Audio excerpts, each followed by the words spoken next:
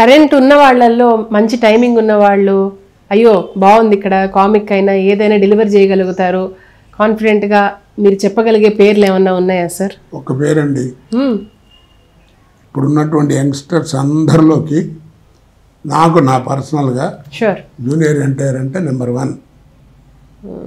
అతని దగ్గర డైలాగ్ చెప్పడం కానీ ఆ దమ్ము ఉన్నటువంటి ఆర్టిస్ట్ లేడు. డాన్స్ కానీ డైలాగ్ కానీ యాక్షన్ కానీ ఏదైనా సరే మంచి దమ్ము ఉన్నవాడు. అతని తర్వాత బన్నీ, అతని తర్వాత మహేష్ బాబు.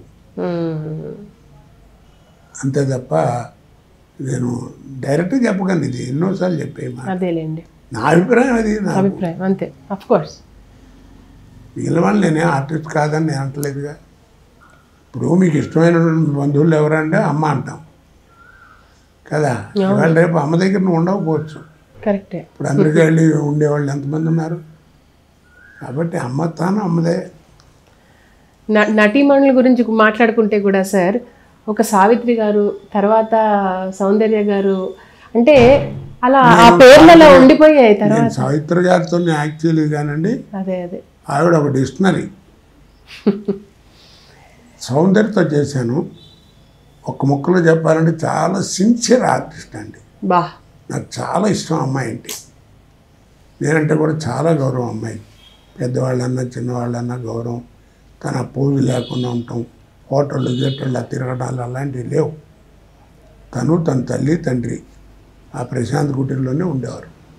బా, ఇక్కడ హోటళ్ళు లేవు. అవును సార్, మంచిది, బాగా సిన్సియర్ ఆర్టిస్ట్. చాలా మంది చెప్తారు సార్, సౌందర్య గారు అనగానే మంచి పిల్ల, మంచితనం గురించి ఎక్కువ హైలైట్ చేస్తారు అందరూ. గౌరవం అండి, పెద్దలంటే గౌరవం, చిన్నవాళ్ళతో ఎలా ఉండాలి, అసలు ఆర్టిస్ట్ అంటే ఎలా ఉండాలో అమ్మాయి దగ్గర నేర్చుకోవాలి. బా, ఆడవాళ్ళు నేర్చుకోవాల్సిన చాలా ఉన్నాయి అమ్మాయి దగ్గర. అందుకనే తొందరలో పోయింది. అంటే అన్ని సంవత్సరాలు అప్పట్లో షెల్ఫ్ లైఫ్ అలా ఉండేది కదా సార్. ఇప్పుడు ఈ మధ్య ఎందుకు ఆ షెల్ఫ్ లైఫ్ అనేది, అంటే 15-20 ఏళ్ళు 30 ఏళ్ళు ఒక ఇండస్ట్రీలో ఒక స్థానం అలాగే ఉంచుకోవటం అనేది చాలా గొప్ప విషయం. అది ఈ మధ్య కాలంలో అలా 3-4 ఇయర్స్కే మారుతున్నారు కదా సార్, ఎందుకంటే అది ఎప్పుడు ఎవరికి వస్తుంది, నీ బిహేవియర్ ఏది మంచిదైతే వస్తుంది. నువ్వు ఎలా ఉన్నావు ఏంటి అనేది.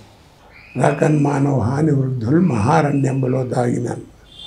నువ్వు మహారణ్యంలో ఉన్నా నీకు జరగాల్సిన వృద్ధాప్యం, నువ్వు జరగాల్సిన వృద్ధి అన్నీ జరుగుతూనే ఉంటాయి. దాని నిదర్శనం ఏంటి చెప్పండి, కన్నడ రాజకుమార్. కన్నడ వాళ్ళందరూ రాముడు దేవుళ్ళ కొలుస్తారు. ఆయన కర్మ చూడండి, నరహంతుడు వీరప్పన్ దగ్గర 109 రోజులు గోచి పెట్టుకుని అరణ్యంలో మహారణ్యంలో 109 రోజులు బతికాడు. మరి కర్మ. రాకన్మానో హాని వృద్ధులు, ఇది జరగాల్సిన హాని, వృద్ధాప్యం, ఓల్డేజ్ అన్నీ ఎక్కడున్నా వస్తాయి. కాకన్మానవు పూర్వజన్మ కృతంబులు, గుడ్ ఆర్ బ్యాడ్, నువ్వేం చేసావు అది నీ వెనకాల వస్తూనే ఉంటుంది. పోకన్మానదు దేహము ఏ విధంబున రక్షించి పోషించిన. వినావా, పోకన్మానదు దేహము ఏ విధంబున పోషించి రక్షించిన. ఎంత చేసినా పోవాల్సిందే. పత్రుగారు చెప్పారు ఈ పద్యాలు.